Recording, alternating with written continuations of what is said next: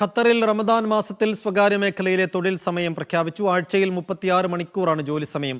Doha മെട്രോയുടെ സർവീസും നോമ്പുകാലത്ത് പുനഃക്രമീകരിച്ചിട്ടുണ്ട്. നാളെ മാസപ്പിറവി നിരീക്ഷിക്കണമെന്ന് മതകാര്യ മന്ത്രാലയം ആവശ്യപ്പെട്ടു.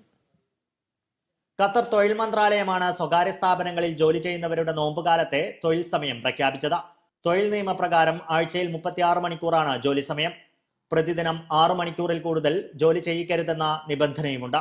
ദോഹ മെട്രോയും ലുസൈൽ ട്രാമും റമദാനിലെ സർവീസ് സമയം പുനഃക്രമീകരിച്ചു. മെട്രോ ശനി മുതൽ വ്യാഴം വരെ രാവിലെ 5:30 മുതൽ പുലർച്ചെ 1:30 വരെ സർവീസ് നടത്തും. വെള്ളിയാഴ്ചകളിൽ രാവിലെ 9:30 മുതൽ പുലർച്ചെ 1:30 വരെയാണ് സർവീസ്. ലുസൈൽ ട്രാം ശനി മുതൽ വ്യാഴം വരെ രാവിലെ 5:30 മുതൽ പുലർച്ചെ 2 വരെയും വെള്ളിയാഴ്ച ഉച്ചയ്ക്ക് 2:30 മുതൽ പുലർച്ചെ 2 മണി വരെയുമാണ് സർവീസ് നടത്തുക. Media 1 Doha.